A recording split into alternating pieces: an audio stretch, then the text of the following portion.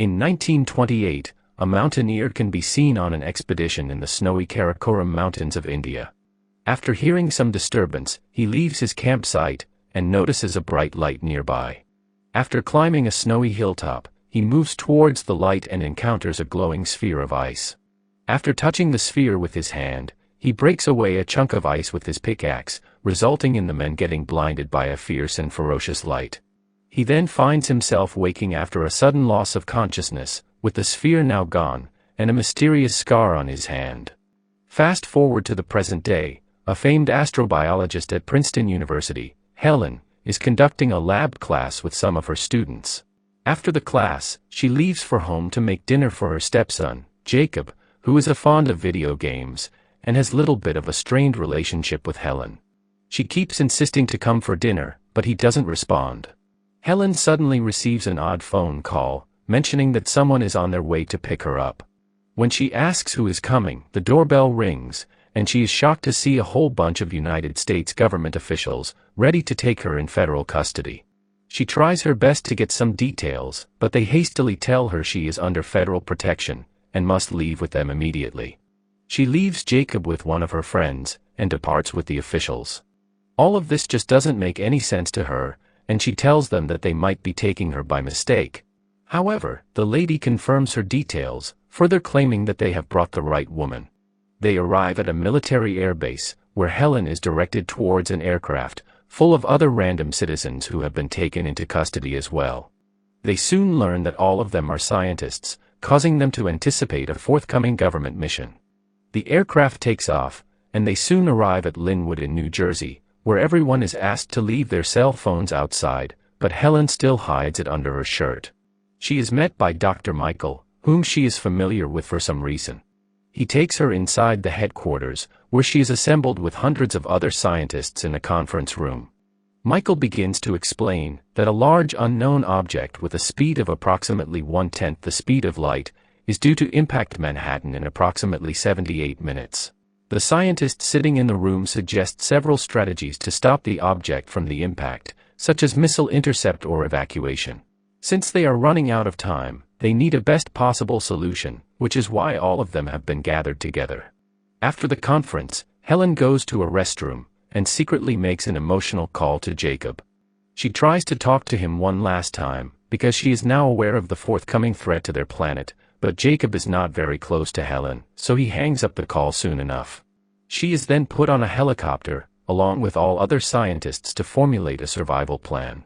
However, the impact deadline was not long enough, and they only have 7 seconds left to the impact. They brace themselves for the impact, but nothing happens surprisingly. Apparently it has slowed down, and is not going to crash. Helen turns around to look out the window on the helicopter, just in time to see a large bright sphere approaching the Earth. A noticeable silence surrounds the whole city, as all the citizens are looking at the object.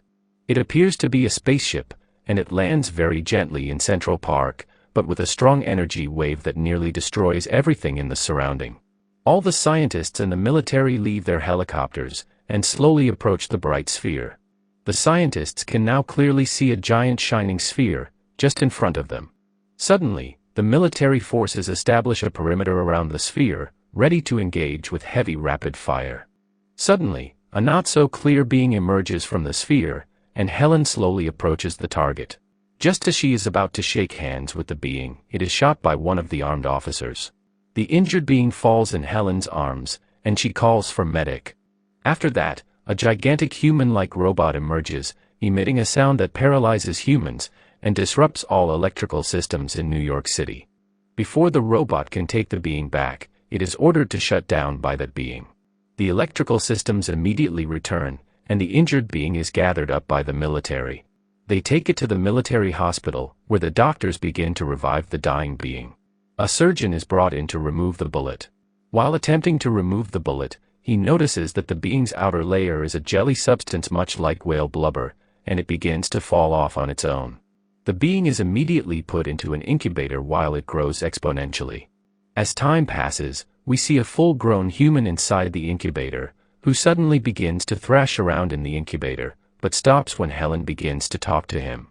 Regina, the United States Secretary of Defense, takes charge as the second in command of the President and Vice President. She is informed by the military that they lost contact with their defense system satellites and that there are hundreds of other small spheres around the world.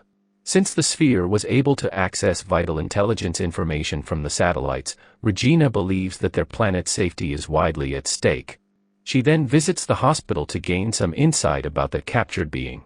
The doctor explains the theory, which states that the being's DNA resembles with the placental tissues, much like a human, and that it was born here on Earth.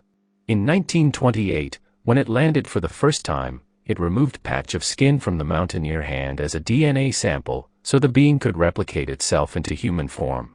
The being has now gained consciousness as a fully grown human.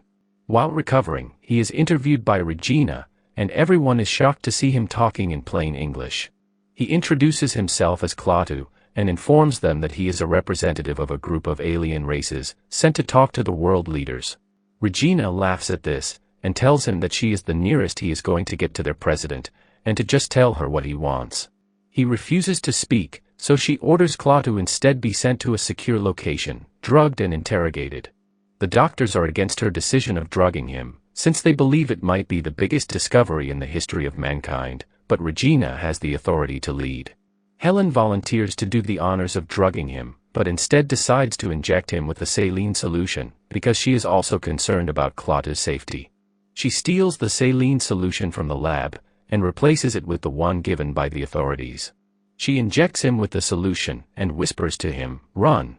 Clat is then taken away for interrogation purpose, using the polygraph test. As the security officials leave the room, Clat shows signs of some magnetic powers, causing interference with the polygraph. He then manages to take mind control of the interrogator, and asks him about the layout of the headquarters, including a code to the gate. After that, he emits the same sound to paralyze all security officials guarding the base, and takes the interrogator's suit. He gently leaves the interrogation room, and escapes the base. Regina immediately puts law enforcement on high alert, and labels him an escaped convict. Clat keeps walking across the streets, and makes it as far as a train station. Using his mind powers, he steals and eats a sandwich, as a little kid is noticing him. The kid is attracted by his powers, but his mom takes him away. Clat then goes to a restroom, when his bullet wound opens and he needs Dr. Helen's help.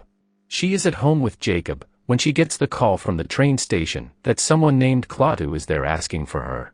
She immediately rushes over there with Jacob, and takes Clat away. She's still unsure whether she is doing the right thing or not, but tries to help him anyway. She gives him the placental tissue sample from the lab, and he uses it on his wound, which immediately heals it. In the meantime, the military is attempting to destroy the sphere using unmanned aerial vehicles that launch Hellfire missiles. However, the giant robot from the beginning thwarts their attempts, takes control of their aircrafts, and destroys them successfully. The nighttime rolls around as Helen is still driving when they arrive at a location near McDonald's, because Clat is expecting someone for a meeting. While waiting, Helen asks him about his purpose of visiting them, to which he responds that he came here to save planet Earth. Before he could reveal more details, his meeting begins, and Clat meets an old Chinese guy in the restaurant. We learn that he is another alien, who had been assigned by the same group of alien civilizations to live with the humans for 70 years. Upon learning from him of humanity's destructive tendencies, Clat decides that humans shall be exterminated, to ensure that the planet with its rare ability to sustain complex life can survive. The old guy decides to stay on Earth, having seen another side to humanity that he loves. Clat can't see this love, so he still proceeds with his mission, and goes to a forested highland with Helen. After getting into the middle of the woods, Clat leaves the car, and Helen follows him after a while, since she is still unsure of his true purposes. She watches Clat standing near a pond, where a similar small sphere emerges from the water. Using this sphere, he orders other smaller spheres previously hidden on Earth to begin taking animal species off the planet. Helen gets frightened to see this, and rushes back to her car. The presence of these spheres has caused a worldwide panic, and the United States military decides to capture the giant robot from the beginning. Instead of using gunfire or aggressive action this time, the military uses containment panels to successfully capture the giant robot for experiment purposes. Back to the forest, Helen and Jacob notice the bright sphere going up in the sky, and it appears that all other spheres around the world are leaving the planet, except the giant sphere in Central Park. When Clat returns to the car, Helen finally confronts him about the truth. He reveals that human race is killing this planet, and he came to exterminate them to save Earth. Helen tries to convince Clat that the world is not bad, and that humans can change the Earth for the better. Still unconvinced, she then takes him to the home of Nobel Prize-winning professor, where they discuss how Clat's own species went through a drastic evolution to survive its own star's demise. Clat is convinced by Helen and the professor that humans can change their ways and are worth saving. However, instead of quietly sleeping in the next room, Jacob calls a 800 hotline and reports where Clat is. 3 military aircrafts immediately arrive at the location, forcing Helen to escape with Clat and Jacob. It's suddenly morning, and they keep running through the forest, when Jacob reveals that he called the military. He quickly learns his mistake when Helen is captured by military personnel, and he is left alone with Clat. He then watches Clat using his mind power to destroy the remaining 2 helicopters, and runs away in terror. When Clat saves him from falling into the water, he finally learns that he is not a threat to them, and the 2 of them head towards the sphere. In the meantime, the captured robot is subjected to experiments in an underground facility in Virginia. The robotic drill that will be used to explore the robot is fractured for some reason, so they send someone in to fix that drill before starting the experiment. At the same time, the robot transforms itself into a swarm of insect-like nanites that begin destroying everything in their path, including an armored battalion of the U.S. Army, as they try to kill it with aggressive gunfire. Regina learns that the destructive mass is heading around the world, and any attempt to kill it is only making it larger. She finally realizes that convincing the alien to change its mind might be the only way to ensure the survival of humanity. Helen is allowed to leave, and together with Dr. Michael, she goes to find Jacob and Clat, who are still heading towards the giant sphere.